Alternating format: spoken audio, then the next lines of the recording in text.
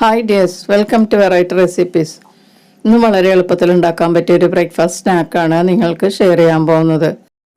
ചപ്പാത്തിയും മുട്ടക്കറിയൊക്കെ ഉണ്ടാക്കുകയാണെങ്കിൽ രാവിലെ ഒത്തിരി സമയം വേണം അത് തയ്യാറാക്കി എടുക്കാനായിട്ട്. നമ്മളിതുപോലെ ചെയ്യുകയാണെങ്കിൽ വളരെ എളുപ്പത്തിൽ നമുക്ക് ഉണ്ടാക്കിയെടുക്കാം. കഴിക്കാനും വളരെ എളുപ്പമാണ്. നമുക്ക് കടിച്ച് കടിച്ച് കഴിച്ചാൽ മതിയാവും. നല്ല രുചിയുള്ള സ്നാക്കാണ്, എല്ലാവർക്കും ഇഷ്ടപ്പെടും. വളരെ ടേസ്റ്റിയാണ്. ബ്രേക്ക്ഫാസ്റ്റായിട്ട് കഴിക്കാൻ പറ്റിയൊരു സ്നാക്കാണ്. കുട്ടികൾക്കും വലിയവർക്കും ഒരുപോലെ കഴിക്കാൻ പറ്റും. പ്രത്യേകിച്ച് കറികളൊന്നും വേണ്ട.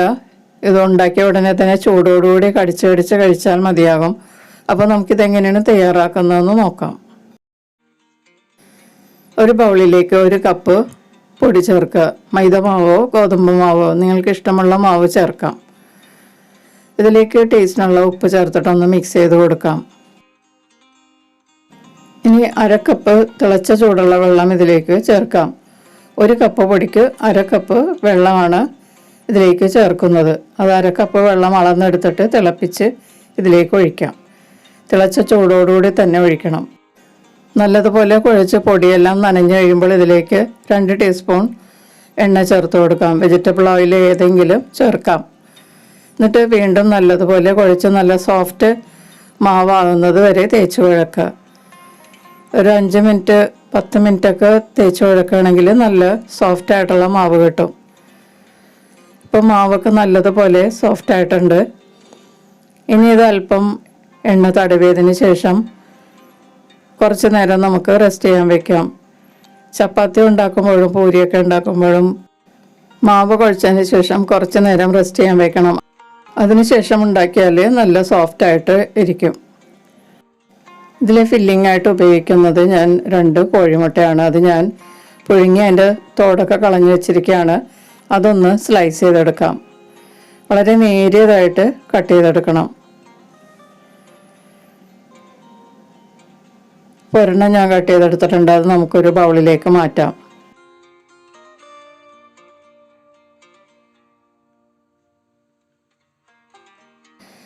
അടുത്തതും കൂടി നമുക്ക് കട്ട് ചെയ്തെടുക്കാം.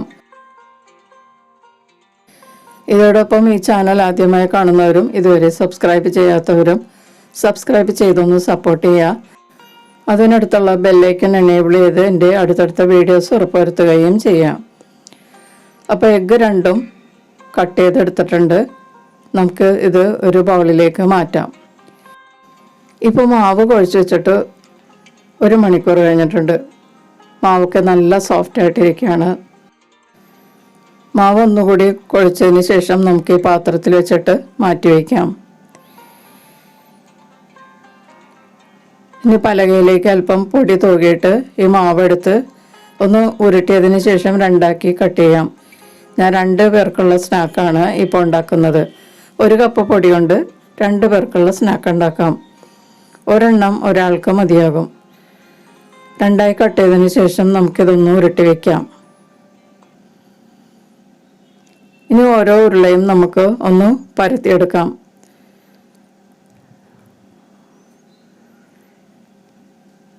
കുറച്ച് നീളത്തിലാണ് പരത്തിയെടുക്കേണ്ടത്. അപ്പോൾ നമുക്കിതൊന്ന് പരത്തിയെടുക്കാം.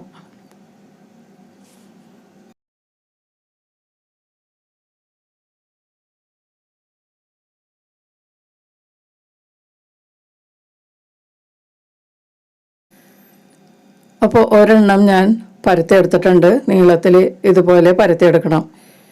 ഇനി അരികെല്ലാം ഒന്ന് ഷേപ്പ് കിട്ടാൻ വേണ്ടിയിട്ടൊന്ന് കട്ട് ചെയ്ത് മാറ്റാം. അപ്പോൾ ഏകദേശം ഒന്ന് സ്ക്വയറായിട്ട് കിട്ടും. നമ്മളിത് സ്റ്റഫ് ചെയ്ത് വരുമ്പോൾ സ്ക്വയറായിട്ടുള്ള ഒരു സ്നാക്കായിരിക്കും.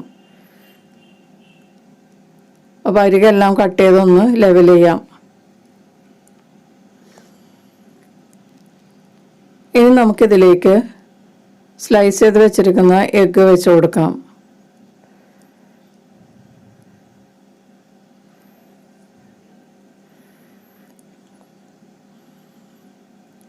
ഇതിലേക്ക് അല്പം കുരുമുളക് പൊടി തൂവി കൊടുക്കാം. ആവശ്യമുള്ള ഉപ്പ് പൊടിയും കൂടി തൂവി കൊടുക്കാം. ഇതിലേക്ക് ഇനി കുറച്ച് സ്പ്രിംഗ് അണിയൻ കട്ട് ചെയ്തത് ചേർത്ത് കൊടുക്കാം.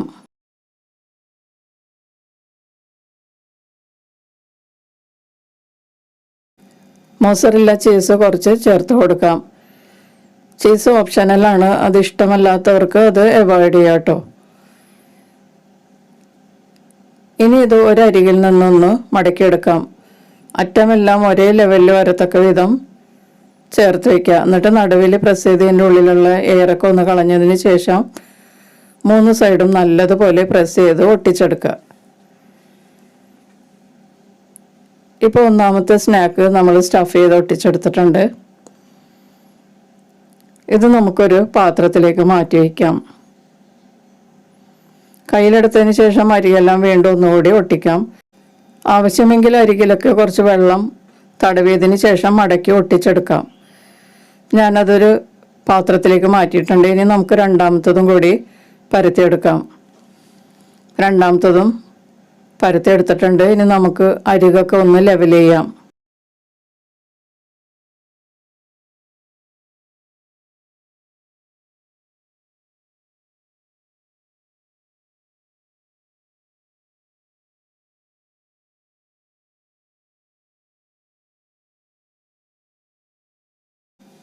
ഇതിലേക്ക് ഇനി സ്ലൈസ് ചെയ്ത എഗ്ഗ് വെച്ച് കൊടുക്കാം. നേരത്തെ പോലെയല്ല, ഞാനിതിൽ കുറച്ച് ഇൻഗ്രീഡിയൻസ് വ്യത്യാസപ്പെടുത്തിയിട്ടുണ്ട് കേട്ടോ. അതുപോലെ നിങ്ങൾക്കും ചെയ്യാവുന്നതാണ്. നിങ്ങൾക്ക് ഇഷ്ടമുള്ള ഇൻഗ്രീഡിയൻസ് ഒക്കെ ഇതിനകത്ത് ചേർത്ത് വയ്ക്കാം. സ്ലൈസ് ചെയ്ത മുട്ട വെച്ചതിന് ശേഷം കുരുമുളക് പൊടി തൂവുക, കുറച്ച് ഉപ്പ് പൊടിയും കൂടി തൂവി കൊടുക്കുക. ഇതിലേക്ക് ഇനി 1 ടീസ്പൂണോളം പൊടിയായി അരിഞ്ഞ സവാള ചേർത്ത് കൊടുക്കാം. ഇനി ഇതിലേക്ക് ചീസ് വെച്ച് കൊടുക്കാം. നിങ്ങൾക്ക് വേണമെങ്കിൽ ചീസ് സ്ലൈസും വെച്ച് കൊടുക്കാം കേട്ടോ. ഒരു സ്ലൈസ് ഇതിൻ്റെ പുറത്തേക്ക് വെച്ച് കൊടുത്താൽ മതിയാകും. ഇതിലേക്ക് ഇനി ചേർക്കാൻ പോകുന്നത് പൊടിയായി അരിഞ്ഞ മല്ലിയിലയാണ്. ആദ്യം നമ്മൾ ചേർത്തത് സ്പ്രിംഗ് അണിയനാണ്.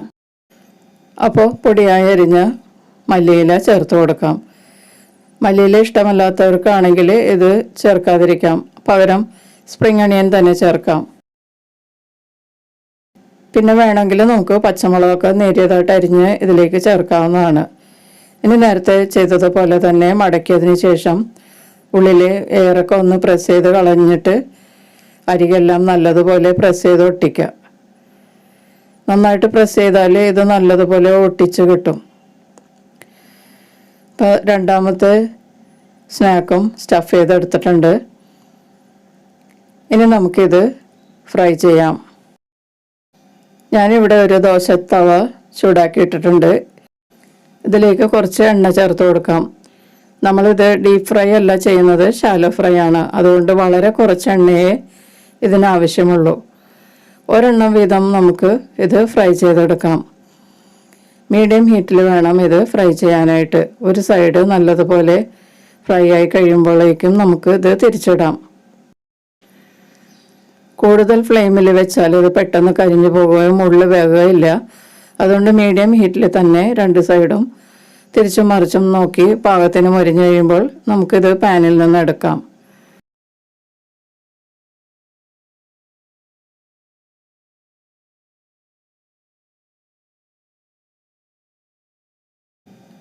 ഇപ്പോൾ ഒരെണ്ണം റെഡി ആയിട്ടുണ്ട്. 2 സൈഡും പാകത്തിന് മൊരിഞ്ഞിട്ടുണ്ട്. ഇത് നമുക്ക് പാനിൽ നിന്നും ഒരു പാത്രത്തിലേക്ക് മാറ്റാം. ഇതുപോലെ നമുക്ക് അടുത്തതും കൂടി ഫ്രൈ ചെയ്തെടുക്കാം. വളരെ കുറച്ച് എണ്ണയെ ആവശ്യമുള്ളൂ. ഇഷ്ടമുള്ള എണ്ണ ചേർത്ത് ഫ്രൈ ചെയ്തെടുക്കാം. വെജിറ്റബിൾ ഓയിലോ അല്ലെങ്കിൽ നമുക്ക് വേണമെങ്കിൽ ഗീ ചേർത്തും ഫ്രൈ ചെയ്യാം കേട്ടോ. അപ്പോൾ നമ്മുടെ 2 സ്നാക്കും റെഡി ആയിട്ടുണ്ട്. രാവിലെ ഇങ്ങനെ ഉണ്ടാക്കുകയാണെങ്കിൽ വളരെ എളുപ്പമല്ലേ. എന്ത് എളുപ്പത്തിലാണ് നമ്മളിത് തയ്യാറാക്കിയത്. അപ്പോൾ രാവിലെ ചപ്പാത്തിക്കും മുട്ടക്കറിക്കും പകരം എല്ലാവരും ഈ സ്നാക്കൊന്ന് ട്രൈ ചെയ്ത് നോക്കുക. ഇഷ്ടപ്പെട്ടാൽ ലൈക്ക് ചെയ്യും. നിങ്ങളുടെ ഫ്രണ്ട്സിനും റിലേറ്റീവ്സിനൊക്കെ ഷെയർ ചെയ്ത് കൊടുക്കുക. നിങ്ങളുടെ അഭിപ്രായങ്ങളും നിർദ്ദേശങ്ങളും ഒക്കെ അറിയിക്കുക. നമുക്ക് മറ്റൊരു റെസിപ്പിയുമായി വീണ്ടും കാണാം. Thank you.